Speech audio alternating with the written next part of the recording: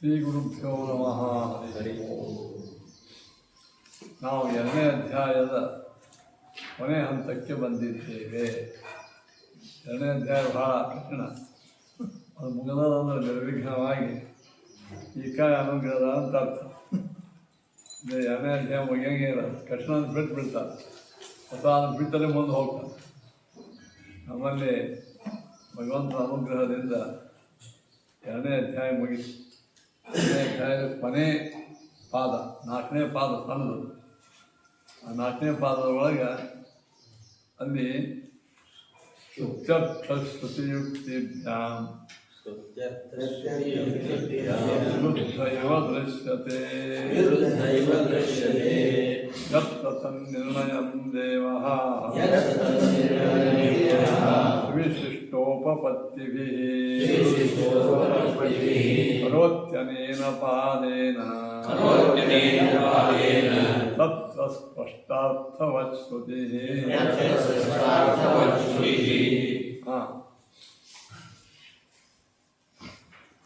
ಈ 4ನೇ ಪಾದ ಯಾಕೆ ಮಾಡ್ತದ ಅಂದ್ರೆ ಯುಕ್ತಿ ಸಹಿತ ಶ್ರುತಿ ವಿರೋಧ. ಶ್ರುತಿಗಳಲ್ಲೇ ವಿರೋಧ ಬಂದಾಗ ನೀವು ಯಾರು ಹೋಗ್ಬೇಕು? ಸುಪ್ರೀಂ ಕೋರ್ಟದ್ದೇ 2 ಆರ್ಡರ್ ವಿರುದ್ಧ ಬಂದ. 2 ಆರ್ಡರ್ ಕರೆಕ್ಟ್ ಇದ್ರೆ ಮಾತ್ರ ಒಂದಕ್ಕೆ ವಿರುದ್ಧ ಒಂದು ಆರ್ಡರ್. ಇದು ಹೊಲ ನಿಮ್ದಂತ ಸುಪ್ರೀಂ ಕೋರ್ಟ್ ಹೇಳ್ತದೆ, ಇನ್ನೊಮ್ಮೆ ನಿಮ್ದು ಅಲ್ಲ ಅಂತ. ಹಾಗಾದ್ರೆ ಆ ಸುಪ್ರೀಂ ಕೋರ್ಟ್ ಆರ್ಡರ್ಗೆ ನಾವು ಅರ್ಥ ಏನು ಮಾಡ್ತೀವಿ? ಹಂಗೆ ವೇದಗಳಲ್ಲಿ ಈಗ ವಿರುದ್ಧವಾದಂಥ ಹೇಳಿಕರು, ಅದರೊಳಗೂ ಯುಕ್ತಿ ಸಹಿತ ಶ್ರುತಿ ಮತ್ತಿಷ್ಟು ಪ್ರಬಲ.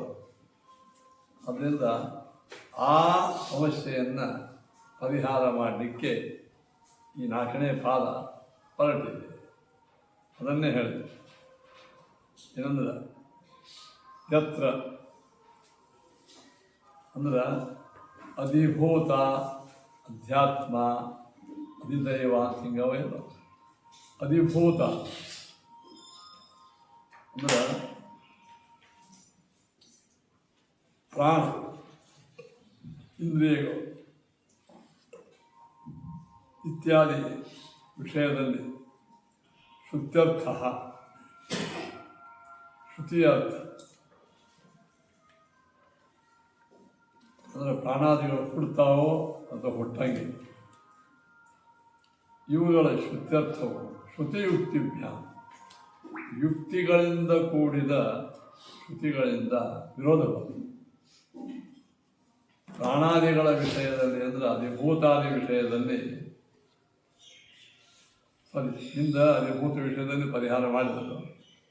ಈಗ ಆಧ್ಯಾತ್ಮ ವಿಷಯ ಹಿಂದಿನ ಅಧಿಕರಣದಾಗ ಏನು ಮಾಡಿದರು? ಅಧಿಭೂತ ವಿಷಯದಲ್ಲಿ ಅಂದರೆ ಪಂಚಭೂತಗಳು ಅವುಗಳ ವಿಷಯದಲ್ಲಿ ವಿರೋಧ ಇತ್ತು, ಪರಿಹಾರ ಮಾಡಿದರು. ಈಗ ಈ ಪಾದದೊಳಗೆ ಅಧ್ಯಾತ್ಮ ವಿಷಯ, ಇಂದ್ರಿಯಗಳ ವಿಷಯದಲ್ಲಿ ಶ್ರುತಿಯುಕ್ತಿ ವಿರೋಧಗಳನ್ನು ಪರಿಹಾರ ಮಾಡ್ತಾರೆ. ಅದಕ್ಕೆ ಶ್ರುತ್ಯರ್ಥ,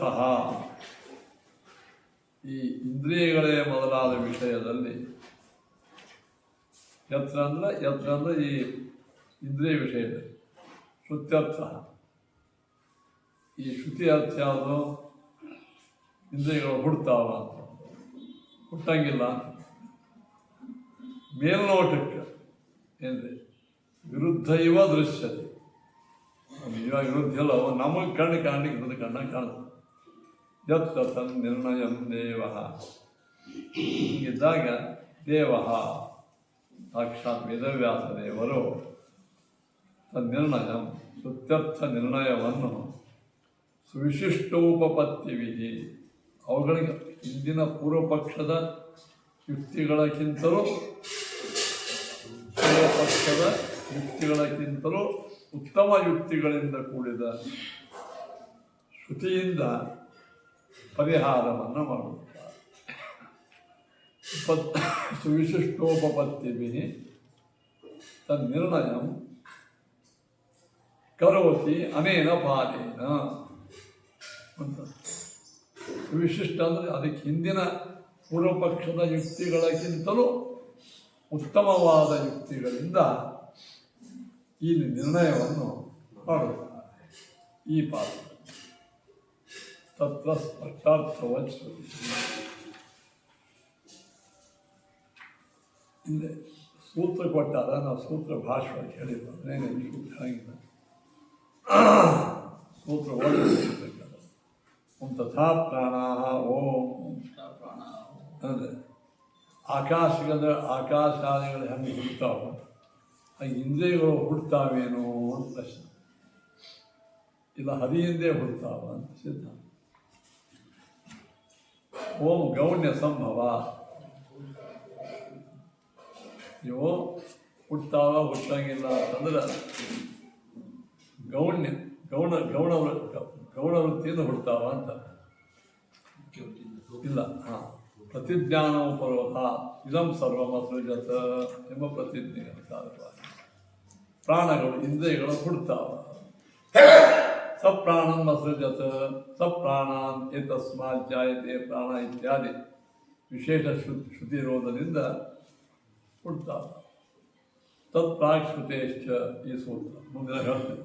ತತ್ಪೂರ್ವಕತ್ವಾದ್ ವಾಚ ಸಪ್ತಗತೆ ವಿಶೇಷತತ್ವಾಚ ಪಶ್ಚಾದಯಸ್ತು ವಿಶೇಷೋ ನೈವಂ ಓಂ ಪ್ರಣವಶ್ಚ ಓಂ ಓಂ ಶ್ರೇಷ್ಠಶ್ಚ ಓಂ ನವಾಕ್ರಿಯೆ ಪೃಥಗುಪದೇಶಾತ್ ಓಂ ಓಂ ಚಕ್ಷುರಾದಿವತ್ಸು ತತ್ಸಶಿಷ್ಟಾದಿಭ್ಯಃ ಓಂ ಓಂ ಅಕರ್ಣತ್ವಾಚ್ಚ ನ ದೋಷಸ್ತಥಾ ದರ್ಶಯತಿ ಓಂ ಪಂಚವೃತ್ತಿರಮನೋಮಧ್ಯುಪದಿಶ್ಯತೆ ಓಂ ಓಂ ಅನುಶ್ಚ ಓಂ ಓಂ ಜ್ಯೋತಿರಾದ್ಯಧಿಷ್ಠಾನಂತು ತದಾಮನಾತ್ ಓಂ ಓಂ ಪ್ರಾಣವತಾ ಶಬ್ದಾತ್ ಓಂ ಓಂ ತಸ್ಯ ಚ ನಿತ್ಯತ್ವಾತ್ ಓಂ ಓಂ ತೈಂದ್ರಿಯಾಣಿ ತದ್ವ್ಯಪದೇಶಾದ್ ಅನ್ಯತ್ರ ಶ್ರೇಷ್ಠಾತ್ ಓಂ ಓಂ ವೇದಶ್ರುತೇಃ ಓಂ ಓಂ ವೈಲಕ್ಷಣ್ಯಾಚ್ಚ ಓಂ ಓಂ ಸಂಜ್ಞಾಮೂರ್ತಿಕೃತ್ಯಸ್ತು ತ್ರಿವೃತ್ ಪೂರ್ವದ ಉಪದೇಶಾತ್ ಓಂ ಓಂ ಹಂಸಾದಿಭೌಮಂ ಯಥಾ ಶಬ್ದಮಿತರೇವಶ್ಚ ಓಂ ವೈಶೇಷ್ಯಾತ್ ತದ್ವಾದಸ್ತದ್ವಾದಃ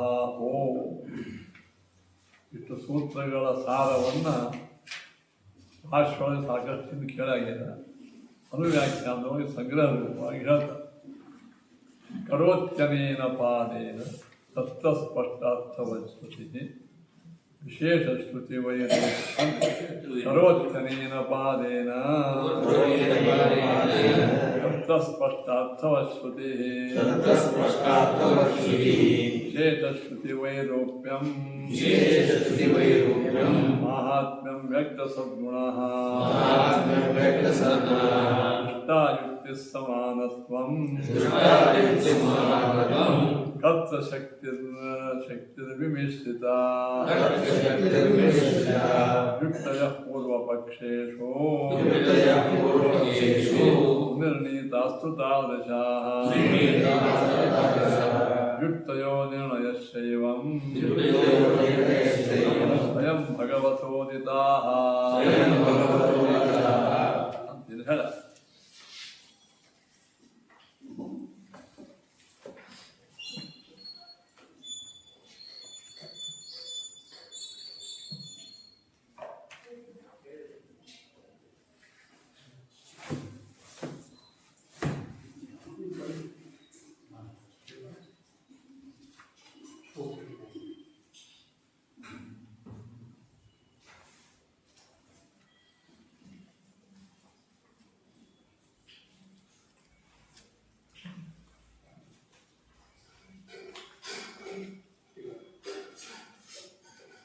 ಸುಧಾದೊಳಗೆ ಹೇಳ್ತಾರೆ ಅಂದರೆ ಯದ್ಯಪಿ ಚತುರ್ಥ ಪಾದೇ ಅಪಿ ಶ್ರುತಿವಚನಾನಾಂ ಪರಸ್ಪರ ವಿರೋಧಾಯ ಪರ್ಯದೀಯತೆ ತಥಾಪಿ ಅಧ್ಯಾತ್ಮವಿಷಯತ್ವೇನ ವೇದಸಿದ್ಧಿ ಪ್ರಾಗೇವ ಕೂತು. ಸುಧಾಕಾರ ಹೇಳ್ತಾರೆ ಅಂದರೆ ಚತುರ್ಥ ಪಾದದಲ್ಲಿಯೂ ಕೂಡ ಶ್ರುತಿ ವಾಕ್ಯಗಳಿಗೆ ಪರಸ್ಪರ ವಿರೋಧ ಕಂಡ್ರೆ ಪರಿಹಾರ ಮಾಡ್ತಾರೆ. ಇಲ್ಲೂ ಅದೇ ಮಾಡ್ಯಾರ, ಇಲ್ಲೂ ಅದೇ ಮಾಡ್ತಾರೆ. ತಥಾಪಿ ಪುನರುಕ್ತಿ ಬರಂಗಿಲ್ಲ. ಯಾಕೆ? ಇಲ್ಲಿ ಅದೇ ಅಧಿಭೂತ ವಿಷಯಕ್ಕೆ ಮಾಡಿದರು. ಇಲ್ಲಿ ಅಂದರೆ ಪಂಚಭೂತಗಳ ಬಗ್ಗೆ, ಇಲ್ಲಿ ಅಧ್ಯಾತ್ಮ ಅಂತ ಇಂದ್ರಿಯಗಳ ವಿಷಯಕವಾಗಿ ಇಲ್ಲಿ ಮಾಡಿ. ಇಂದ್ರಿಯಗಳ ವಿಷಯಕವಾಗಿ ಇರತಕ್ಕಂಥ ಶ್ರುತಿ ವಿರೋಧ ಇಲ್ಲಿ ಪರಿಹಾರ. ಹಾಗೆ ಪ್ರಕಾರಾಂತರೇಣ ಪಾದಭೇದ ದರ್ಶಯಿತು ಶ್ರುತ್ಯರ್ಥ ಯದ್ಯಪಿ ಶ್ರುತಿ ಇತ್ಯೇವ ಉಕ್ತೆ ಅಪಿ ಸಿದ್ಧರ್ಥ ವಾಕ್ಯಾನಾಂ ಅರ್ಥಾದ್ವಾರೇವ ವಿರೋಧಸ್ಥಿತಿ ಅರ್ಥ ನಿರ್ಣಯ ಏವ ಪಾದಾರಂಭ ನ ಪ್ರಾಮಾಣ್ಯ ನಿರ್ಣಯ ಅಥವಾ ನ ಮೀಮಾಂಸಾತ್ವ ಹಾನಿ ಇತಿ ದರ್ಶಯಿತು ಅರ್ಥ ಯದ್ಯಪಿ ಯುಕ್ತಯಃ ಪೂರ್ವಪಾದೇಪಿ ಸಂತಿ. ಹಿಂದಿನ ಪಾದನಾಗ ಯುಕ್ತಿಗಳೇ ಅವ, ತಥಾಪಿ ಆಗಮಗೃಹೀತ ವ್ಯಾಪ್ತ್ಯಾದಿಮತ್ವೇನ ವೇದದಲ್ಲಿ ಹೇಳಿರ್ತಕ್ಕಂಥ ಯುಕ್ತಿಗಳಿಂದ ಕೂಡಿದ ಇದು ಪ್ರಬಲ ಪಾರಮಾರ್ಥಿಕೆ ವಿರೋಧಿ ನಿರ್ಣಯ ದುಷ್ಕರ ಆಯ್ತದ. ಇವನು ನಿಜವಾದ ವಿರೋಧ ಇಲ್ಲ, ವಿರೋಧದಂತೆ ಕಾಣಿಸ್ತಾವ. ಶ್ರುತಿಭಿ ವಿರುದ್ಧೈವ ದೃಶ್ಯ ತನ್ನಿರ್ಣಯ ಯುಕ್ತಿ ಸಹಿತ ಶ್ರುತಿಭಿ ಪೂರ್ವಪಕ್ಷಿತೆ. ಯುಕ್ತಿಗಳಿಂದ ಕೂಡಿದ ಶ್ರುತಿಗಳಿಂದ ಪೂರ್ವಪಕ್ಷ ಮಾಡಿದಾಗ ಕಥಂ ಶ್ರುತಿ ಮಾತ್ರೇನ ತದ್ ವಿಪರೀತಾತ್ಮ ಸುವಿಷಯ. ಯುಕ್ತಿ ಸಹಿತವಾದ ಶ್ರುತಿಯಿಂದ ಪೂರ್ವಪಕ್ಷ ಮಾಡಿದಾಗ ನೀವು ಬರೀ ಶ್ರುತಿಯಿಂದ ಹೆಂಗೆ ಉತ್ತರ ಕೊಡ್ತೇವೆ ಅಂದ್ರೆ ಇಲ್ಲ, ಅದಕ್ಕಿಂತಲೂ ಪ್ರಬಲವಾದ ಯುಕ್ತಿಯಿಂದ ಕೂಡ ಶ್ರುತಿಯಿಂದ ಮಾಡ್ತೇವೆ. ಅದಕ್ಕೆ ವಿಶಿಷ್ಟ ಸುವಿಶಿಷ್ಟ ಆ ಪ್ರಾಣ ಇತ್ಯಾದಿನ ಸೂತ್ರಾಣ ಭಾಷ್ಯ ಏವ ವಿಸ್ಪಷ್ಟ ಆಯ್ತಾ ಪೂರ್ವೋತ್ತರ ಪಕ್ಷ ಮಾಡಿ ಭಾಷೆಯೊಳಗೆ ಹೇಳ್ಯಾರ, ಇಲ್ಲೇ ಭಾಳ ಬಗ್ಗೆ ಹೇಳಿಲ್ಲ ಮುಗಿಸ್ತಾರೆ. ಸುಧಾರೊಳಗೆ ಇಷ್ಟದ ಈ ಪಾದ ಬಹಳ ಸಂಕ್ಷಿಪ್ತ. ನಾವು ಸ್ವಲ್ಪ ಇದನ್ನು ಧನ ವ್ಯಾಖ್ಯಾನದ ಒಳಗಿದ್ದಂಥ ವಿಷಯವನ್ನು ಇವತ್ತು ಮುಗಿಸೋಣ. ಸ್ವಲ್ಪ ಒಂದನೇ ಇದರೊಳಗೆ ಅಧಿಕರಣದೊಳಗೆ ಪ್ರಾಣ ಏವ ಇದಮಗ್ರಾಸೋ ಅಥ ಪ್ರಾಣ ಏವ ಅನಾದಯ ಅಂತ. ಪ್ರಾಣ ಅಂದರೆ ಇಂದ್ರಿಯಗಳು. ಏನಿಂದ್ರಿಯಗಳು? ಇವೆಲ್ಲ ಇಂದ್ರಿಯಗಳು ಮೊಟ್ಟ ಮೊದಲ ಇತ್ತು. ಪ್ರಾಣಗಳೇ ಇಂದ್ರಿಯಗಳೇ ಅನಾದಿ ಅಂತ ಪೂರ್ವಪಕ್ಷ. ಯುಕ್ತಿ ಏನದ ಶ್ರುತಿಯವ ಎಲ್ಲ ಹಿಂಗೆ ಬರೀ ಹಾಗೆ ಮಾತಾಡಂಗೆ ಶ್ರುತಿಗಳು. ಏತಸ್ಮಾತ್ ಜಾಯತೆ ಪ್ರಾಣ. ಇನ್ನೊಂದು ಶ್ರುತಿ, ಈ ಪರಮಾತ್ಮನಿಂದ ಇಂದ್ರಿಯಗಳು ಹುಡ್ತಾವ. ಏನಂತ ಪ್ರಾಣಗಳೇ ಅನಾದಿ ಅಂತ ಒಂದು ಶ್ರುತಿ, ಭಗವಂತನಿಂದ ಇಂದ್ರಿಯಗಳು ಹುಡ್ತಾವ ಅಂತ ಇನ್ನೊಂದು ಶ್ರುತಿ. ಇನ್ನೊಂದು ಬಂತ. ಹಾಗಾದ್ರೆ ಪ್ರಾಣಗಳಿಗೆ ಉತ್ಪತ್ತಿ ಇದೇನೋ ಇಲ್ಲೋ?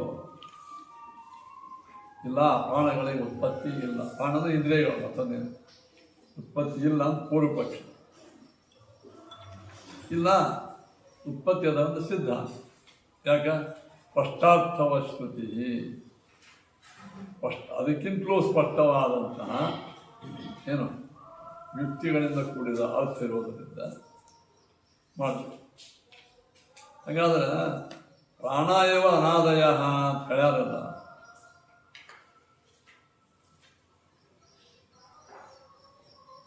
ಪ್ರಾಣಗಳೇ ಅನಾದಿ ಆಗಿ ನಿಂದೇ ಗಂಟು ಹೋಯ್ತಂದ್ರೆ ಇಂದ್ರಿಯಗಳನ್ನು ಸೃಷ್ಟಿ ಮಾಡಿಲ್ಲ ಅಂತ ಕೇಳಿಕೊಳ್ಳಿ. ತಪ್ಪೇನಂದ್ರೆ ಸರ್ವಕರ್ತೃತ್ವ ಹೋಗು ನೋಡಿ. ದೇವರ ಸರ್ವಕರ್ತೃತ್ವವನ್ನು ಸ್ಥಾಪನಾ ಮಾಡಬೇಕಾದ್ರೆ ಇಂದ್ರಿಯಗಳು ಭಗವಂತ ಸೃಷ್ಟಿಯಾಗಿ ಅಂತ ಹೇಳಬೇಕು. ನೀವು ಸಿರಿಸ್ ಹಾಕಿ ತೊಗೊಂಡ್ರಿ ಅಂತಂದ್ರೆ ವೇದ ಹೇಳಿಕತ್ತರು ಏನ್ರಿ. ಆದ್ದರಿಂದ ಭಗವಂತನ ಸೃಷ್ಟಿಕರ್ತೃತ್ವಕ್ಕೆ ಸ್ಟೇ ಬಂದಂಗಾಯ್ತು, ವಿರೋಧ ಬಂದಂಗಾಯ್ತು. ಇಲ್ಲ, ಅದು ಎದರಿಂದ? ಯುಕ್ತಿಗಳಿಂದ ಮತ್ತು ಶ್ರುತಿಗಳಿಂದ. ಆದ್ದರಿಂದ ಉತ್ತರ ಹೆಂಗ? ಆತ್ಮೈವೈದಮಗ್ರ ಆಸೀತ್ ಸ ಪ್ರಾಣಂ ಅಸೃಜತ ಸ ಪ್ರಾಣ ಎಂಬ ಶ್ರುತಿಗಳಿರುವುದರಿಂದ ಅದಕ್ಕಿಂತಲೂ ಸ್ಪಷ್ಟ ಶ್ರುತಿಗಳು. ಅಂದರೆ ಪ್ರಾಣವ ಇದಮಗ್ರ ಆಸೀತ್ ಅಂತ ಪೂರ್ವಪಕ್ಷ, ಆತ್ಮೈವದಮಗ್ರ ಆಸೀತ್ ಸ ಪ್ರಾಣಂ ಅಸೃಜತ ನೋಡಿ. ಪ್ರಾಣಗಳು ಒಟ್ಟು ಮೊದಲಿದ್ದು ಪ್ರಾಣಗಳ ಅನಾದಿ ಅಂತ ಅಲ್ಲಿ ಹೇಳಿದ. ಇಂದ್ರಿಯಗಳೇ ಅಂದ್ರೆ ಆತ್ಮನೇ ಒಟ್ಟು ಮೊದಲಿದ್ದ ಅಂದ್ರೆ ಪ್ರಾಣನ ಇಂದ್ರಿಯ ಅಂತ ತಿಳ್ಕೊಂಡ್ಬಿಡ್ರಿ. ನಮ್ಮ ಭಾರತ ಹೇಳಾಗಿದೆ ಇತ್ಯಾದಿ ಅನಾದಿತ್ವವನ್ನು ಸ್ಪಷ್ಟವಾದಂಥ ಇದಂ ಸರ್ವಂ ಅಸೃಜತ. ನೋಡಿ, ದೇವರು ಈ ಜಗತ್ತನ್ನು ಹುಟ್ಟಿಸಿದ. ಈ ಶ್ರುತಿ ಸೂಕ್ಷ್ಮ, ಹಾಗಾದ್ರೆ ಉಳಿಸೋರು ಹೆಂಗ? ಎರಡು ಶ್ರುತಿಗಳೇ ಪ್ರಾಣ ಅನಾದಿ ಅಂತೂ ಶ್ರುತಿ ಅದ, ಹುಟ್ಟಿವಂತೂ ಶ್ರುತಿ ಅದ. ಮತ್ತೆ ಹೆಂಗೆ ಮಾಡಬೇಕು ಅಂತ ಕೇಳಿದಾರ. ಅದು ಹೇಳ್ತಾರ, ಸೂಕ್ಷ್ಮ ರೂಪದಿಂದ ಪ್ರಾಣಗಳು ಅವನೇ, ಅದಕ್ಕೆ ಅನಾದಿ ಶ್ರುತಿ ಅದಕ್ಕೆ ಹಚ್ಚಿದೆ. ಇಂದ್ರಿಯಗಳು ಸೂಕ್ಷ್ಮವಾಗಿ ಅವನೇ ಸೂಕ್ಷ್ಮವಾಗಿ ಇದ್ದೇ ಇರ್ತದ.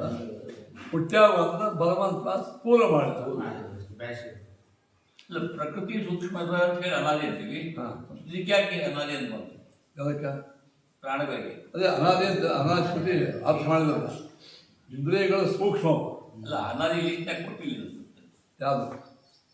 ಪ್ರಕೃತಿ ಮನುಷ್ಯ ಇದು ಕೊಡೋದೇ ಪ್ರಾಣ ಏವ ಇದಮಗ್ರ ಸೋದ ಪ್ರಾಣ ಏವ ಅನಾದಯ ಅಂತ ಮೊದಲು 4 ಲೀಸ್ಟ್ ಕೊಟ್ಟಲ್ಲ ಅವರು. ಅದು ಕೊಟ್ಟರು. ಅದೇ ಅದರೊಳಗೆ ಈಗ ಅದು ಸ್ಥೂಲವಾಗಿ ಕೊಟ್ಟರು. ಈಗ ಸೂಕ್ಷ್ಮವಾಗೇನೆ ಇಂದ್ರಿಯಗಳೇ ಮೊಟ್ಟ ಮೊದಲಿದ್ದು ಅವು ಅನಾದಿ ಶ್ರುತಿ. ಅದು ಪುರುಷ ಅವುಗಳ ಪೂರ್ವಪಕ್ಷ. ಇದು ಪುರುಷ ಅಂದ್ರೆ ಅವ ಪೂರ್ವಪಕ್ಷ ಹಂಗೆ ಮಾಡ್ಕೊತಿಲ್ಲ, ವೇತವಣೆ ಮಾಡ್ಕೊತಾನ. ಅಲ್ಲ, ಅದು ಕರೆಕ್ಟ್. ಅದು ಮೊದಲಿನ ಲೀಸ್ಟ್ನಾಗ ಪುರುಷ ಅಂತ ಹೇಳಿದ್ರು, ಇಲ್ಲ ಅವ್ನು ಪ್ರಾಣ ಅಂತ ಹೇಳ್ತಾರೆ. ಅದೇ ಪ್ರಕೃತಿ ಅಂದಾರಲ್ಲ, ಪ್ರಕೃತಿ ಒಳಗೆ ಪ್ರಾಣ ಬಂತು. ಹೌದು, ಪ್ರಾಣದ ಇಂದ್ರಿಯಗಳು ಪ್ರಕೃತಿ ಇದೆ ನಮ್ಮ ಪಂಚಭೂತ ತನ್ಮಾತ್ರ ಬಂತು. ಹೌದು, ಎಲ್ಲ ಅದಕ್ಕಿಂತಲೂ ಪ್ರಬಲ ಯಾವುದು? ವಿಷ್ಣು ಪರಮಾತ್ಮನೇ ಮೊದಲಿದ್ದ, ಆ ಪ್ರಾಣವನ್ನು ಹುಟ್ಟಿಸಿದ. ಈ ವಚನಗಳು ಇದಂ ಸರ್ವಂ ಅಸೃಜತ. ಸಾಮಾನ್ಯವಾಗಿ ಭಗವಂತ ಜಗತ್ತು ಹುಟ್ಟಿಸಿದ ಅಂತ ಬಂತು ಅಂತ ಕೇಳಿದ.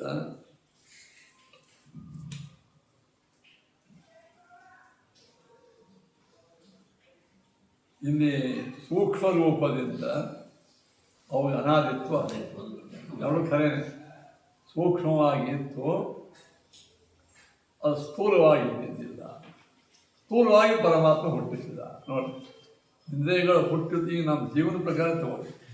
ಜೀವ ಅನಾದಿ ಅಂತಾರ, ಜೀವ ಹುಟ್ಟಾನಂತಾರೆ. ಎರಡೂ ವೇದಗಳೇ ಹೇಳ್ತಾರೆ. ಅಂತ ಅವಾಗ ಅರ್ಥ ಏನು ಮಾಡ್ತೀರಿ? ಜೀವನ ಸ್ವರೂಪತಃ ಅನಾದಿ, ದೇಹತಃ ಅನಿತ್ಯ. ದೇಹ ಹುಟ್ಟಿಸಿದ ಅರ್ಥ ಏನು? ದೇಹ ಹುಟ್ಟಿ. ಅದು ಎರಡೂ ಶ್ರುತಿಗಳು ಸಮಾಧಾನ ಮಾಡಿ ಏನು ಮಾಡಿದ್ರು? ಎರಡೂ ಶ್ರುತಿ ಸಮಾಧಾನ ಮಾಡಿ ಏನು ಮಾಡಿದ ಸಮಾಧಾನ? ದೇಹ ಸಂಬಂಧ ಅಂದ್ರೆ ವೇದದ ಅಭಿಪ್ರಾಯ ಎರಡೂ ಸರಿ ಅಂತ ಅರ್ಥ. ಇನ್ನು ಒಳಗೆ ಯಾರು ಹೋಗಬೇಡ, ಸಾವುಗಳೇ 10 ಮಿನಿಟ್ಗೆ ನೀರು ಒಳಗೆ ಹೋಗಂತ ಹೇಳ ಅವರೇ ಅವುಗಳೇ ಒಳಗೆ ಯಾರೂ ಹೋಗಬೇಡ, ನೀರು ಒಳಗೆ ಹೋಗಿ. ಹಾಗಾದ್ರೆ ಒಬ್ಬರೇ ಸ್ವಾಮಿಗಳು ಯಾರು ಹೇಳಿದ್ರಲ್ಲ ಅಂತಂದ್ರೆ ಅಲ್ಲಿ ಒಳಗೆ ಪೂಜಾಕ್ಕ ಯಾರು ಸಹಾಯ ಮಾಡ್ತೀವಿ ಅವರು ಹೋಗ್ರಿ, ಬರೀ ಕೂತು ನೋಡೋರು ಹೋಗಬೇಡ್ರಿ. ಅಂದರೆ ಒಬ್ಬೇ ಸ್ವಾಮಿಗಳ ಮಾತು ವಿರುದ್ಧ ಆಯ್ತಲ್ಲ, ಏನು ಒಮ್ಮೆ ಹೋಗಂತಾರೆ ಬೇಡ ಅರ್ಥ ಏನು? ಇಲ್ಲಿ ಒಳಗೆ ನೀವು ಗುಡಿ ಒಳಗೆ ಯಾರು ಬರಬೇಡ್ರಿ ಅಂತ 10 ಮಿನಿಟ್ಗೆ ಒಳಗೆ ಬರ್ರಿ ಅಂತ. ಮತ್ತು ಹಿಂಗೆ ಕೇಳಿದೆ ಅಂತ ಪ್ಯಾಂಟ್ ಹಾಕ್ಕೊಂಡು ಅವ್ರು ಒಳಗೆ ಬರಬೇಡ್ರಿ, ಹೋದಾಡ್ರ ಒಳಗೆ ಬರ್ರಿ ಅಂತ ಅಭಿಪ್ರಾಯ. ಒಬ್ಬೇ ವ್ಯಕ್ತಿಯ ಮಾತು ವಿರುದ್ಧ ಅಂತ ನೋಡಿ ಕಂಡರೂ ಕೂಡ ಅಧಿಕಾರಿ ಭೇದೇನ ಹೇಳ್ತಾರೆ. ಇಬ್ಬರು ಬ್ರಾಹ್ಮಣರು ಕೂತಾರ, ನೀ ಜನವಾದ ಹಾಕೋ ಅಂತಾರ, ನೀ ಹಾಕೋಬೇಡ. ಬ್ರಾಹ್ಮಣ ಜನವಾದ ಹಾಕೋಬೇಕು, ನೀ ಹಾಕೋಬೇಡ. ಒಂದೇ ವೇದ ನೀ ಜನವಾರ ಹಾಕುವಂತ ಹಾಕೋಬೇಡಂತೆ. ಇಬ್ರು ಬ್ರಾಹ್ಮಣರು ಇದ್ದಾವೆ. ನೀ ಸ್ವಾಮಿ ಆಗಿದ್ರಿ, ಸ್ವಾಮಿ ಸನ್ಯಾಸಿ ಆಗಿದ್ರಿ, ನೀನು ಜುಟ್ಟ ಜನವಾರ ಬೇಡ, ನೀ ಗೃಹಸ್ಥ ಹಾಕೋ. ಮೇಲ್ನೋಟಕ್ಕೆ ವಿರೋಧ ಕಂಡರೂ ಕೂಡ ಒಳಗಿನ ಅಭಿಪ್ರಾಯ ಭೇದದಿಂದ ವಿರೋಧ ಪರಿಹಾರವನ್ನು ಮಾಡ್ಯಾರ. ಇಷ್ಟು ತಿಳ್ಕೋ. ಏನು ಎರಡನೇದು ತತ್ಪ್ರಾಗಧಿಕರಣ. ಏತಸ್ಮಾತ್ ಜಾಯತೆ ಪ್ರಾಣೋ ಮನಸ್ಸರ್ವೇಂದ್ರಿಯಾಣಿ ಚ ಅಂತ ಒಂದು. ಈ ಪರಮಾತ್ಮನಿಂದಲೇ ಇಂದ್ರಿಯ ಹುಡ್ತಾವ, ಮನಸ್ಸು ಹುಡ್ತದ ಅಂತ. ಇದು ವೇದನೆ ಎಲ್ಲ ವೇದತೆ ಬಂದಾವೆಲ್ಲ. ಏನು ಈ ಪರಮಾತ್ಮನಿಂದ ಇಂದ್ರಿಯ ಹುಡ್ತಾವ, ಮನಸ್ಸು ಹುಡ್ತದ. ತತ್ರ ನಿತ್ಯಂ ಮನೋ ಅನಾದಿತ್ವ ನೋಡಿ ಯುಕ್ತಿ. ಆದರೆ ಮನಸ್ಸು ಅದು ನಿತ್ಯ ಆಗಿದೆ, ಅನಾದಿ ಆಗಿದ್ದರಿಂದ ಮನಸ್ಸು ಹುಟ್ಟಿತು ಅಂತ ಅಲ್ಲಿ ಹೇಳಿದರು. ಮನಸ್ಸಿಲ್ಲಿ ನಿತ್ಯ ಆಗ್ಯದ, ಹುಟ್ಟಂಗಿಲ್ಲ ಅಂತ ಶ್ರುತಿರೋದು ಬಂತ ಇಲ್ಲ, ಸಂದೇಹ ಬಂತು. ಏನೋ ಮನಸ್ಸಿಗೆ ಉತ್ಪತ್ತಿ ಇಲ್ಲ.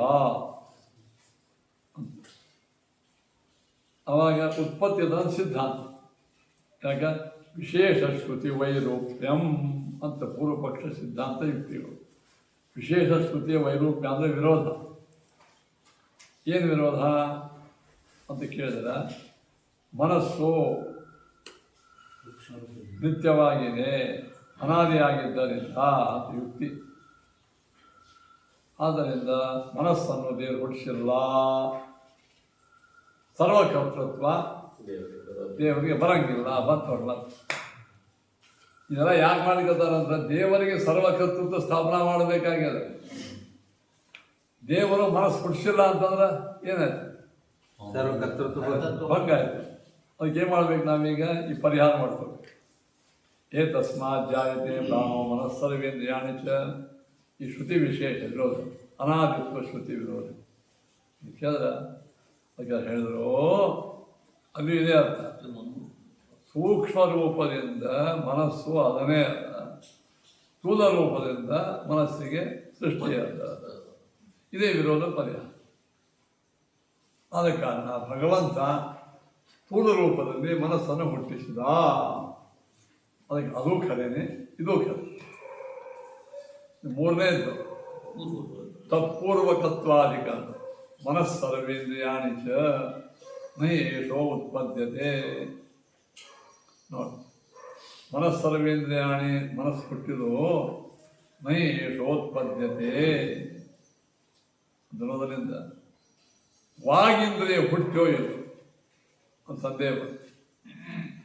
ವಾಗಿಂದ್ರಿಯ ಹುಟ್ಟೋ ಇದು ಹುಟ್ಟಿಲ್ಲ ಅಂತೇನೋ ಹುಡ್ತದ. ಇದಕ್ಕೆ ವಿಶೇಷ ಶ್ರುತಿ ವೈರೂಪ್ಯ. ವಿಶೇಷ ಶ್ರುತಿಯೇ ವೈರೂಪ್ಯ ಅಂದರೆ ವಿರೋಧ. ಎರಡೂ ಕಡೆ ಅದೇ ಯುಕ್ತಿ. ವಿಶೇಷ ಶ್ರುತಿ ವಿರೋಧದಿಂದ ಅವನು ಹೇಳಿದ, ಅದಕ್ಕಿಂತ ವಿಶಿಷ್ಟವಾದ ಶ್ರುತಿಯಿಂದ ಇವರು ಹೇಳಿದ. ವಾಗ್ವಾವ ನಿತ್ಯ ನೋಡಿ, ಶ್ರುತಿ ಏನು ಬಂತು? ವಾಗಿಂದ್ರಿಯ ಅತ್ಯಂತ ನಿತ್ಯ. ಇವಂಚ ವಿಶೇಷ ಶ್ರುತಿ ವಿರೋಧ ಬಂತು. ಅವಾಗ ಭಗವಂತನಿಗೆ ಸರ್ವಕರ್ತೃತ್ವ ಹೋಯ್ತು. ಯಾಕೆ ಹೇಳಿದ್ರೆ ವಾಗಿಂದ್ರಿಯ ಪರಮಾತ್ಮ ಹುಟ್ಟಿಸಲಿಲ್ಲ. ಅವಾಗ ವಾಗನಾದಿತ್ವಕ್ಕೆ ಮನಸ್ಸೋ ವಾಗುತ್ಪದ್ಯತೆ ವಾಚೋ ವ್ಯಾಹರಣಂ. ಮನಸ್ಸಿನಿಂದ ವಾಗ್ ಹುಟ್ಟುತ್ತದೆ. ಮ್ಯಾಲೆ ಹೇಳಿದ್ರು ವಾಗ್ಭಾವ ನಿತ್ಯ ಅಂತ. ಇಲ್ಲೇ ಮನಸ್ಸೋ ವಾಗುತ್ತದೆ. ನೀವು ಮನಸ್ಸಿಂದ ಬಾಯಿ ತೆಗಿತೀರೇ ಇಲ್ಲ, ಯುಕ್ತಿ ಬರ್ತದೆ. ಆದ್ದರಿಂದ ವಾಚೋ ವ್ಯಾಹರಣಂ, ಮಾತನ್ನು ಆಡುವುದು. ಮನಸ್ಸೋ ವಾಗ್ ಮನೋಜನ್ಯತ್ವ ಇತ್ಯಾದಿ. ವಾಚನ ವ್ಯಾಹರಣ, ಮನಸ್ಸಿನಿಂದ ಮಾತಾಡ್ತಾನ ಅಂತ.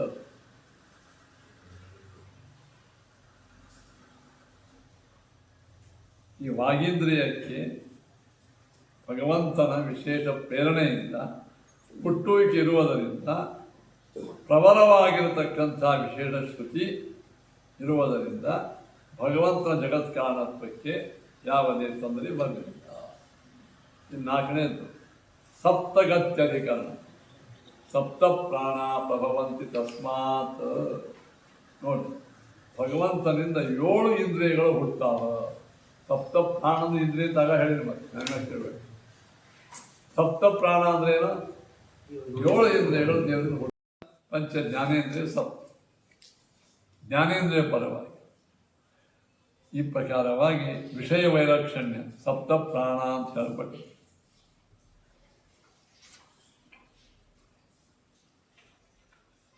ಶ್ರೋತ್ರ ಚಕ್ಷುಸ್ಸು ಸ್ಪರ್ಶನ ರಸನ ಜ್ಞಾನ ಮನಸ್ಸು ಬುದ್ಧಿ ಇವೇ.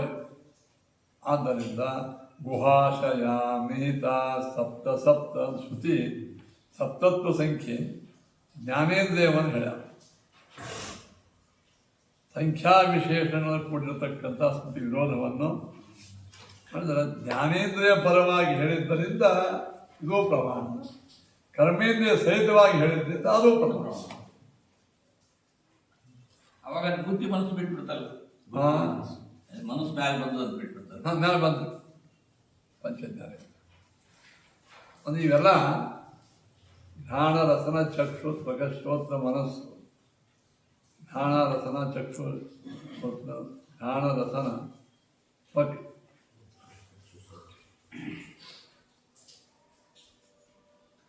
ಶ್ರೋತ್ರ ಮನಸ್ಸರೇ ಆಯಿತು. ಅವೆಲ್ಲ ಜ್ಞಾನೇಂದ್ರಿಯ ಒಳಗೆ ಸೇರ್ಕೋತಾವ ಅಂತ ತಿಳ್ಕೊಂಡು 10 ಅಂತ ಹೇಳ ಸಂಖ್ಯಾ ವಿಷಯ.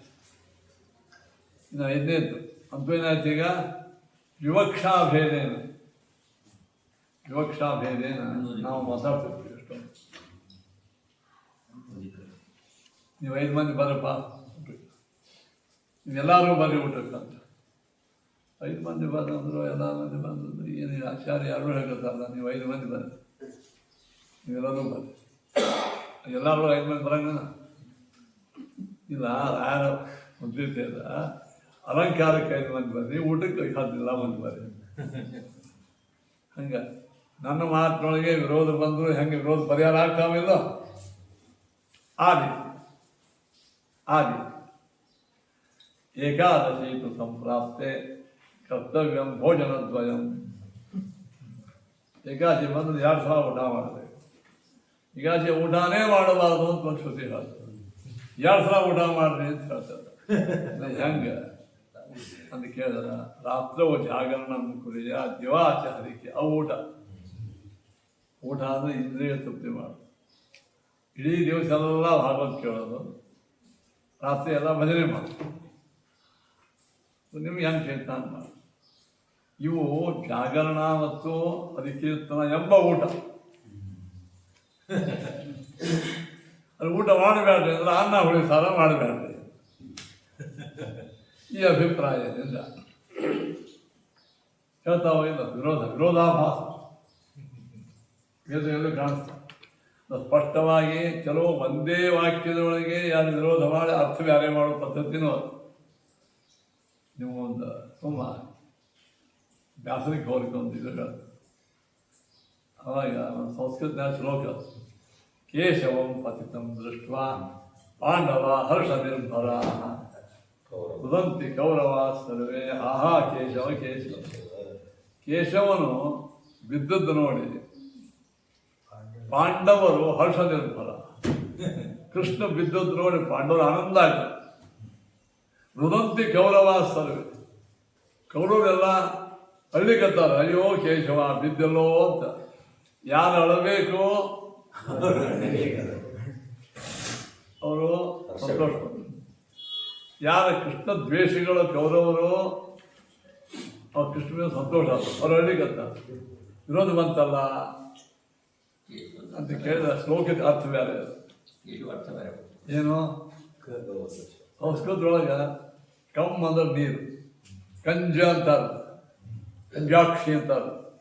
ಕಮ್ ಅಂದ್ರೆ ನೀರು, ನೀರಾಗ ಹುಟ್ಟಿದ್ದು ಯಾವುದು ಕಮಲ.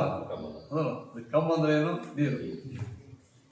ಕಮ್ ಅಂದ ನೀರು, ಆ ನೀರು ಕಮ್ ಕೆ ಕಾನಿ ಅಂತ ಸಪ್ತಮಿ ಭಕ್ತಿ ಕೆ ಅಂದ್ರೆ ನೀರಿನಲ್ಲಿ ಶವಂ, ನೀರಿನ ಹೆಣ ಬಿತ್ತು. ಅದೇ ಗಿಡದ ಮೇಲೆ ಯಾರೋ ಹೆಣ ಇಟ್ಟು ಹೋಗಿದ್ರು, ಅದೇನಾಯ್ತು, ಅದನ್ನೆಲ್ಲ ಗಿಡದ ಮೇಲೆ ಕಾಗೆಲ್ಲ ತಿಂದು ಆರಾಮಿದ್ದು. ನಮಗೊಂದು ತಿಂಗಳು ಹಾಳಾಯ್ತು. ಗಾಳಿ ಬಂದು ಗಿಡ ಅಡಿಗಾಡಿ ಏನೋ ಅದು ಕೆಳಗೆ ಬಿತ್ತು ಅದು ಹೆಣ. ಕೆ ಶವಂ ದೃಷ್ಟ, ಕೆ ಶವಂ ಪದ್ಮಂ, ನೀರಿನಲ್ಲಿ ಶವ ಬಿದ್ದದ್ದು ನೋಡಿ ಪಾಂಡವ ಹಡದು. ಅಲ್ಲಿ ಪಾಂಡವ ಅಂದ್ರೆ ಬೆಳ್ಳಗ ಪಕ್ಷಿಗಳು ಯಾವ ಬೆಳ್ಳಕ್ಕಿಂತಿರ್ತಾವೆ ಅವು ಪಾಂಡವ ಅಂದ್ರೆ ಬೆಳ್ಳ ಬಣ್ಣವುಳ್ಳ ಪಕ್ಷಿಗಳಿಗೆ ಹರ್ಷದಿಲ್ಲ, ಆನಂದ ಇಲ್ಲ. ನಾವು ಅದು ಮ್ಯಾಲಿತ್ತು ಹೆಂಗೆ ಹೋಗ್ಬೇಕಂತ ಹಾಕೋದು ಹೋಗಿ ಬರ್ತದ, ಅವೆಲ್ಲ ಕಾಗಿರ್ತಾವ. ಅನಾಯಾಸ ನಮ್ಮ ನೀರಾಗೆ ಬಿಡ್ತದೆ, ನಮ್ಮ ಜಾಗದಾಗ ಬಂತು ಅಂತ ತುಪ್ಪ ರೊಟ್ಟಿ ಮೇಲೆ ಬಿತ್ತು ಅಂತ. ಹಂಗೆ ನಮ್ಮಲ್ಲೇ ಬಿತ್ತು, ಸಂತೋಷ ಆಗ್ಯಾವ. ನಮ್ಮ ಒಂದು ತಿಂಗಳು ಊಟ ಆಯಿತು, ಸಂತೋಷ. ಪಾಂಡವ ಹರ್ಷನಿರ್ತಾರೆ. ಪಾಂಡವ ಈ ಪಾಂಡವರಲ್ಲ, ಪಾಂಡವ ಅಂದ್ರೆ ಬೆಳ್ಳಗವಾದ ಬಣ್ಣವುಳ್ಳ ಬೆಳ್ಳಂಕಿ ಪಕ್ಷಿಗಳು, ಹರ್ಷ ನಿರ್ಭರ. ರುದಂತಿ ಕೌರವಾಸ್ತರ. ಸಂಸ್ಕೃತದೊಳಗೆ ರವ ಅಂದ್ರೆ ಶಬ್ದಕ್ಕೆ ರವ ಅಂತ. ಈ ಕನ್ನಡ ಉಪ್ಪಿಟ್ಟು ರವ ಬೇರೆ, ರವ ಅಂದ್ರೆ ಶಬ್ದ. ಕೌ ಇತಿ ರವಾಹ ಯಶಾಂತಿ. ಕೌ ಎಂಬ ಶಬ್ದವುಳ್ಳವು ಯಾವ? ಗೌರಿ ಸಮಾಸ. ಕೌ ಇತಿ ರವಾಹ. ಕೌ ಎಂಬ ಶಬ್ದವುಳ್ಳವುಗಳು ಯಾವುವು? ಅವು ರುದಂತಿ ಹಳ್ಳಿಗತ್ತಾವ.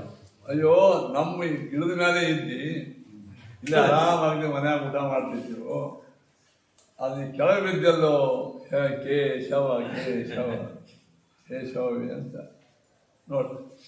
ಇದು ಸಂಸ್ಕೃತವಾಗಿ ಇಂಥ ಶ್ಲೋಕ ಭಾಳ ಇದು ಬೇರೆ ಅದ ದೃಷ್ಟಾಂತ. ಇಲ್ಲಿ ಎರಡು ಶ್ರುತಿಗಳೇ ವಿರುದ್ಧವಾಯಿತು, ಎರಡು ಶ್ರುತಿಗಳೇ ವಿರುದ್ಧ. 7 ಪ್ರಾಣಗಳು ಇಂದ್ರಿಯಗಳು ಅಂತ ಒಂದು, 10 ಇಂದ್ರಿಯಗಳು ಅಂತ. ಅವಾಗ ನಾವು ಅರ್ಥ ಮಾಡಬೇಕು. 10 ಇಂದ್ರಿಯ ತಗೊಂಡಾಗ ಏನು ಮಾಡಬೇಕು? ಪಂಚಕರ್ಮೇಂದ್ರಿಯ. ಆ ಜ್ಞಾನೇಂದ್ರಿಯ ಒಳಗೆ ಮನಸ್ಸು ಬುದ್ಧಿ ಬಂದಬೇಕು. ಇನ್ನು ಸಪ್ತ ಪ್ರಾಣ ಅಂತಂದಾಗ ಜ್ಞಾನ ರಸನ ಚಕ್ಷು ತ್ವಕ ಶ್ರೋತ್ರ ಮನಸ್ಸು ಬುದ್ಧಿ 7 ಅಂತ ವೇದವು. ಈಗ ನಮ್ಮ ತ್ರಿಭುವನ ಅಂತ ಜಗತ್ತು, ತ್ರಿಲೋಕ, ಮೂರು ಲೋಕ. ಮೂರು ಲೋಕ ಅಂದ್ರೆ ಯಾವ? ಅಧೋಲೋಕ, ಊರ್ಧ್ವಲೋಕ, ಪೃಥ್ವಿ, ಮಧ್ಯಲೋಕ. ಸಪ್ತಲೋಕ ಅಂದ್ರೆ ಯಾವ? 14 ಲೋಕ.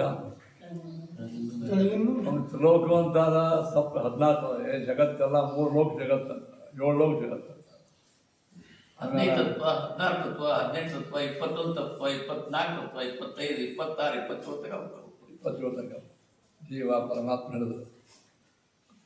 ಆದ್ರೆ ಅಲ್ಲಲ್ಲೇ ಅಭಿಪ್ರಾಯದಿಂದ ಹೇಳಿರ್ತಾರೆ, ಹಂಗ್ಯಾಂಗಂದ್ರೆ ಹಿಂಗ್ಯಾಂಗಂದ್ರೆ ನೆನಪಾಯ್ತು ಅಂತ ಹೇಳ್ತಾರೆ. ಯಾರೋ ನಿನ್ನ ಹುಡುಗರು ಹೇಳ್ತಾರೆ,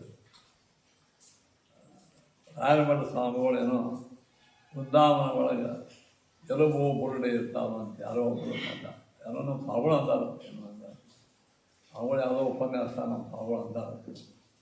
ಅವರು ಕಟಾಕ್ಷ ಮಾಡ್ಕೊಂಡು ಅವ್ರಿಗೆ ಹೇಳ್ತಾರ ಪದ್ಧತಿ. ಅದು ವೃಂದಾವನ ಒಳಗೆ ಎಲುಬ ಬುರುಡೆ ಅಂದ್ರೆ ಏನದು ಕೇಳ್ತಾರೆ. ಯಾರೋ ಕಿವಿಗೆ ಹೊಡಬೇಡ್ರಿ, ಅದು ಮಾತ್ರ ಪದ್ಧದ.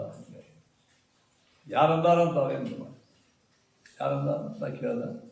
ನಮ್ಮ ಸ್ವಾಮಿಗಳೇನು ಯಾವುದೋ ಉಪನ್ಯಾಸದಾಗಿ ಅಲ್ಲ ಹೇಳಿದ್ರೆ ಹಾಕ್ಯಾರ. ಅಲ್ಲೇ ನಾ ಕೇಳಿದೆ ಸ್ವಾಮಿಗಳು ಎಷ್ಟು ಚಂದ ಹೇಳ್ಯಾರ ಸ್ವಾಮಿಗಳು. ಹಿಂದಕ್ಕೇನೋ ಹುಬ್ಬಳ್ಳಿ ಒಳಗೆ ಹೇಳಿದ್ರು ಅಂತ ಈಗ ಮಾನ್ಯ ಹೇಳ್ಯಾರ. ಅಸ್ಥಿ ವೃಂದಾವನೊಳಗೆ ಅವರ ಅಸ್ಥಿಗಳಿರ್ತಾವೆ, ಅವು ತೇಜೋಮಯ ಇರ್ತಾವೆ. ತೇಜೋಮಯವಾದಂತಹ ಒಳ್ಳೆ ಪವಿತ್ರವಾದಂತಹ ಅಸ್ಥಿಗಳಿಂದ ಒಳಗೆ ಅಸ್ಥಿ ರೂಪದಲ್ಲಿ ಇದ್ದುಕೊಂಡು ಅಲ್ಲಿ ಅವರ ಆತ್ಮ ಇರ್ತದೆ, ಅನುಗ್ರಹ ಮಾಡ್ತಾನೆ ಅಂತ ಹಿಂಗೆ ಹೇಳ್ಯಾರ. ಅಷ್ಟೇನು ಸಾಕು, ಅಷ್ಟೇ ಸಾಕು. ಸ್ವಲ್ಪ ಬಂದ್ರೆ ಅದನ್ನು ಅದಕ್ಕೆ ಕಾಮೆಂಟ್ ಮಾಡ್ಯಾರ.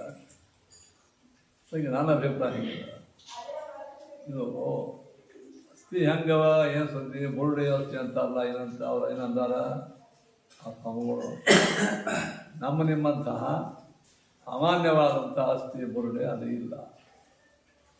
ಅಸ್ಥಿ ಯಾವಾಗಂದವರು ತೇಜೋಮಯವಾದಂಥ ಅಸ್ಥಿಗಳು ಹಿಂಗೆ ತಿಳ್ಕೊಂಡು ನಾವು ಇಬ್ಬರದು ಪರಿಹಾರ ಮಾಡಿ ಅದ್ಯಾಕೆ ಹಾಗಾದ್ರೆ ನಾವೇ ಕೇಳ್ತೀವಿ ಅಸ್ಥಿಗಳು ಇಲ್ಲ ಅಂತ ಏನದ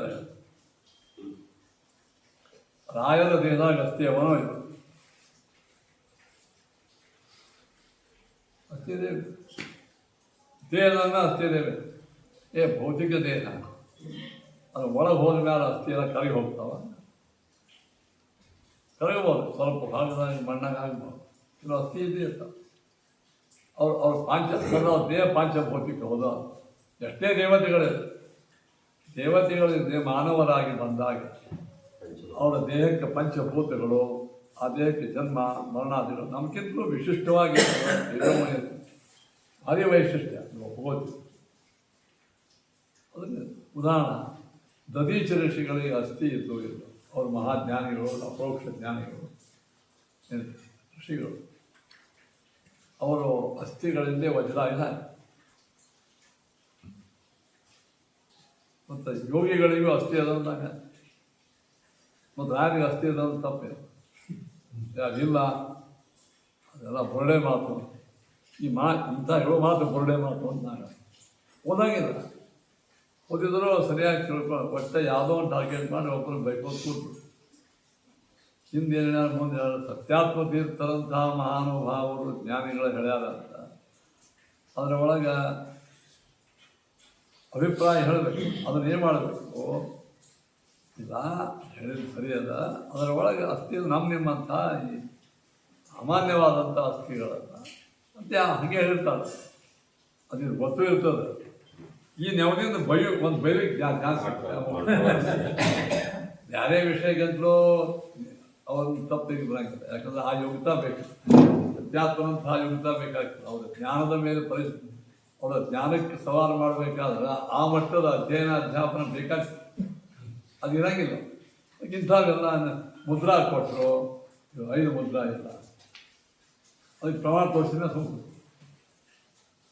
ಅಂದ್ರೆ ಭಾಳ ಒಂದು ಅಪರಿಪಕ್ವ ಮಾತುಗಳನ್ನು ಆಡಿ ಸಿಗ್ಬೀಳ್ತಾರೆ. ಕೆಟ್ಟ ಕೃಷ್ಣ ಶಬ್ದಕ್ಕೆ 5 ಅರ್ಥ ಇರ್ತದೆ ಸ್ವಾಮಿಗಳು. ಅದು ತಾರತಮ್ಯ ಪ್ರಕಾರ ಬ್ರಹ್ಮ, ಆಮೇಲೆ ಕೃಷ್ಣ, ಆಮೇಲೆ ಯಮಧರ್ಮ, ಆಮೇಲೆ ಪರಮಾತ್ಮ ಆಧಾರ ಏನಿರ್ತಾರೆ, ಆಮೇಲೆ ಧರ್ಮದಾರ. ಅದು ತಾರತಮ್ಯ ಪ್ರಕಾರ ಬರ್ತದೆ. ಅದೇ ಅದು ಮಹಾಜ್ಞಾನಿಗಳು ಅದು ನೋಡಿ ಸಂತೋಷ ಪಡಬೇಕು. ಏನಿದೆ ಒಳ್ಳೆ ಇನ್ನೊಬ್ಬರ ಶಕ್ತಿಯನ್ನು ನೋಡಿ ಅದನ್ನು ನೋಡಿ ಮಾತಾಡಿ ಪಡಬಾರ್ದು. ಅಂದ್ರೆ ನಮಗದು ಒಂದೇ ಒಂದು ಅರ್ಥವನ್ನು ಬೇರೆಯವರು ಹೇಳಿ ಯಾರಿಗೂ ಯೋಗ್ಯತಾ ಇಲ್ಲ ಅಂತ ಹೇಳಿರ್ತಾರೆ. ಯೋಗ್ಯತಾ ಇರ್ಬೋದು. ಪರಿಶ್ರಮವನ್ನು ಮಾಡಬೇಕು, ಅಧ್ಯಯನ ಮಾಡಬೇಕು. ಇನ್ನೊಬ್ಬರು ಹೇಳಿದ ವಿಶಿಷ್ಟ ಅರ್ಥವನ್ನು ನೋಡಿ ಮಾತಾಡಿ ಪಡಬಾರ್ದು. ವಿಚಾರ ಮಾಡ್ತಾರೆ. ಅಧ್ಯಾತ್ಮ ತೀರ್ಥರಂತಹ ಮಹಾವಿದ್ವಾಂಸರು ಅಸ್ಥಿಗಳ ವಿಷಯ ಬಗ್ಗೆ ಹೇಳಿಕಂತಂದ್ರೆ ಯಾವ ಭಾವನೆಯಿಂದ ಹೇಳ ರಾಯರ ಮೇಲೆ ಪರಮ ಗೌರವ ಅವರಿಗೆ.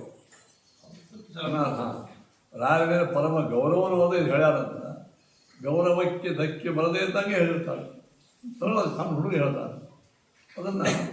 ಅದನ್ನೇ ತೆಗೆದು ನೀವು ಹೇಳ್ತೀರಂದ್ರೆ ಇದರೊಳಗೆ ಅರ್ಥ ಬೇರೆ ಆಗ್ತದೆ. ಅಂದ್ರೆ ಬೈಬೇಕಂದ್ರೆ ಬೈಯೋದು ಹೊರತು ಅದರೊಳಗೇನು ಅದಕ್ಕೆ ಕಾರಣ ನಾವೊಂದು ಕೇಳ್ತೀವಿ ಯಾರೇ ಮಾತಾಡಿ ಅವುಗಳಿಂದ ಯಾರೇ.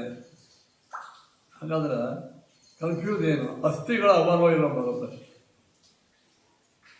ಎಂಥ ಅಸ್ಥಿಯವ ಆ ಅಸ್ಥಿಗಳ ಪಾವಿತ್ರೇನೋ ಇತ್ಯಾದಿ ಮುಂದಿನ ವಿಷಯ. ಅಸ್ಥಿಗಳ ಶಾಸ್ತ್ರಗಳನ್ನು ನೋಡಿದ್ರೆ ಅಸ್ಥಿಗಳು ಜ್ಞಾನಿಗಳ ಮಹಾಪರಮ ಭಾಗವತ ಪದ್ಮಾವತಿ ಥರದಂದ್ರೆ ಅಸ್ಥಿಯವನೇ ಅವ. ಪಂಚಭೌತಿಕ ದೇಹದ ಶ್ರೀಕಾರಾಯಣ ಅಸ್ಥಿಯವನೇ ಅವ. ಇಲ್ಲ ಇನ್ನು ಅಸ್ಥಿ ಎಂಥವೋ ಸಮ ಹೇಳ್ತಾರೆ. ಒಳ್ಳೆ ಪವಿತ್ರವಾದಂಥ ಅಸ್ಥಿಗಳು. ಅವರ ದೇಹ ಇಡೀ ಸಂಪೂರ್ಣ 24 ತಾಸು ಪ್ರಣವ ಮಂತ್ರವನ್ನು ಮಾಡಿ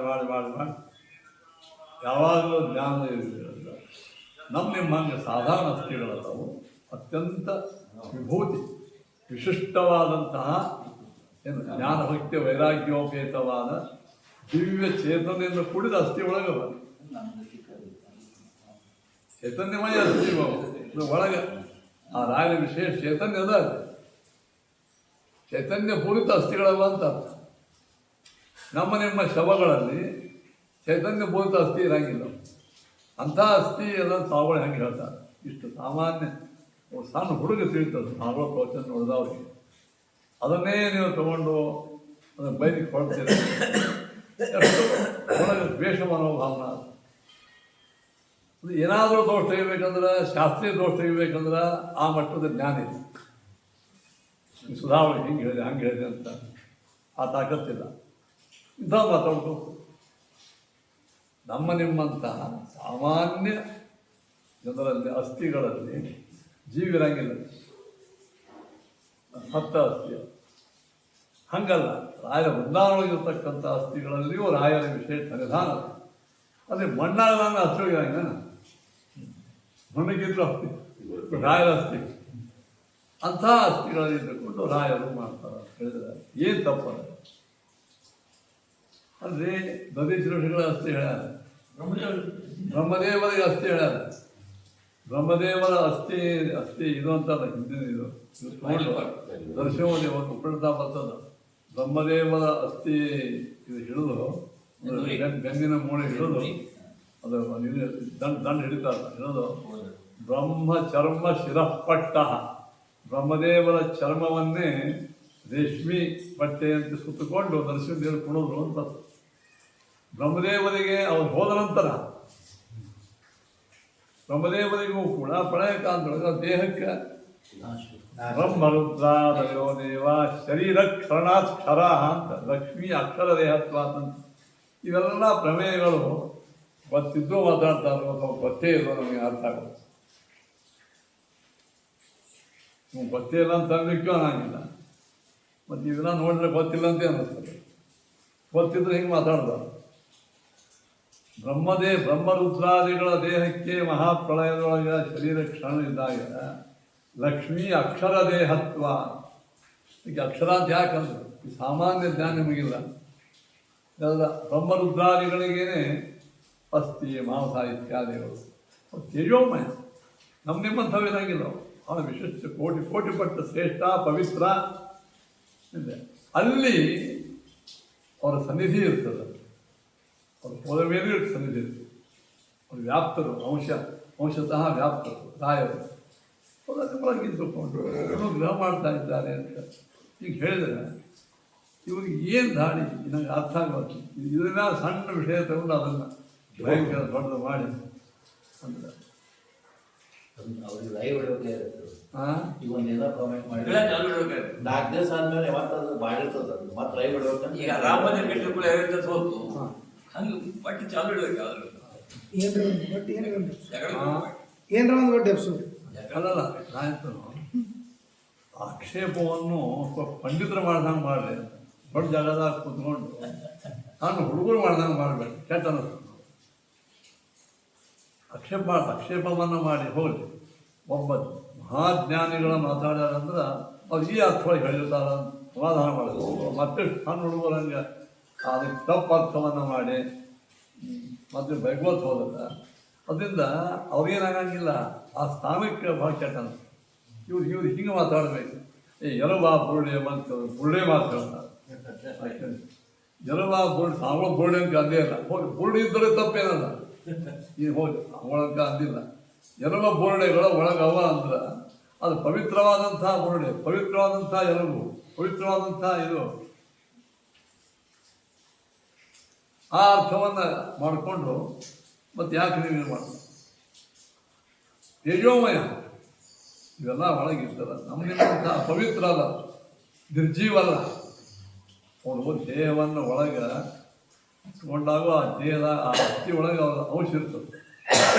ಅವರು ಆತ್ಮ ಇರ್ತದೆ ಒಳಗೆ, ಅಂಶರು ದೇವತೆ ಯೋಗಿಗಳವರು.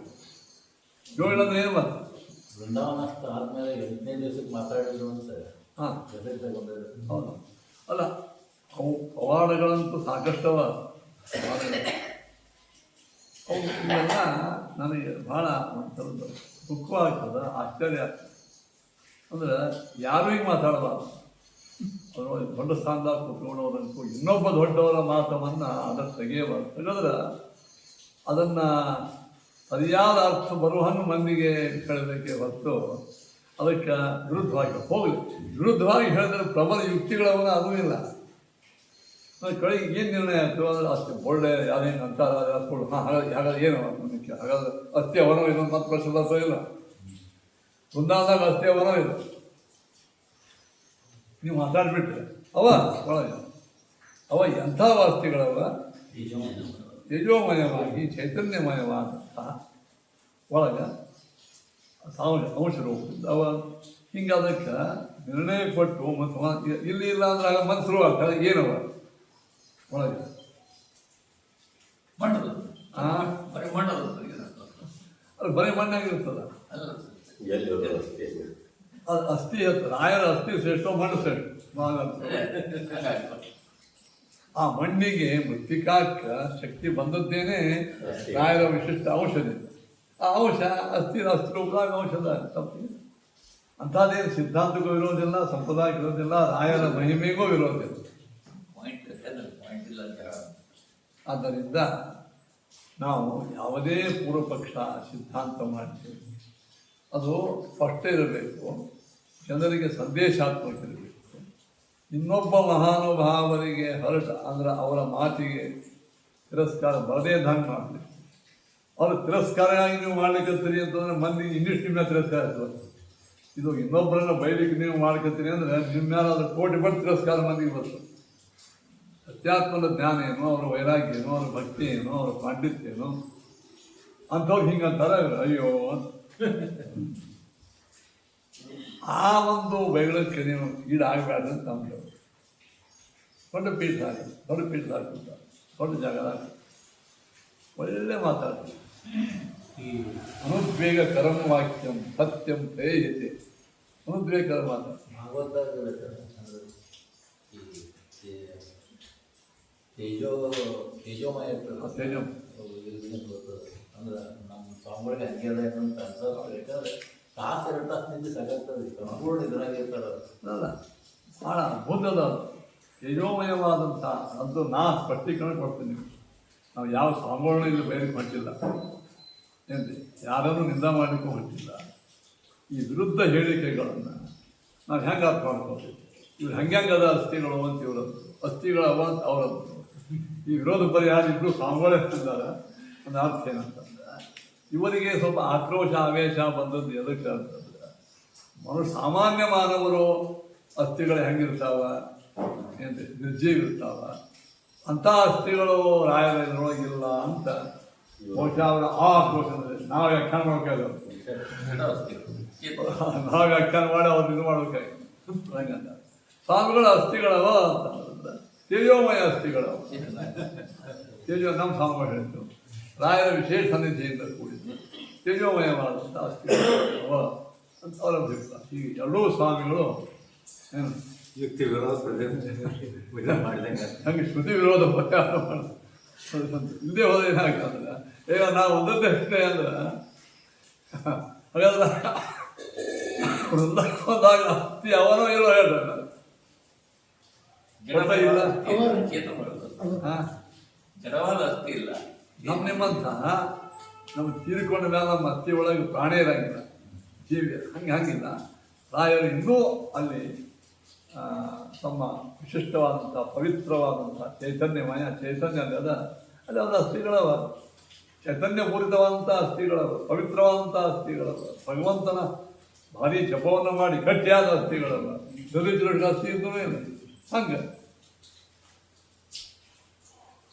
ಹಿಂಗೆ ನಾವು ಅರ್ಥ ಮಾಡಿಕೊಂಡು ಹೇಳಬೇಕು. ಶ್ರೀಕೃಷ್ಣ ನಾಳೆ ಅಂದರೆ ಇದು ನಾಳೆ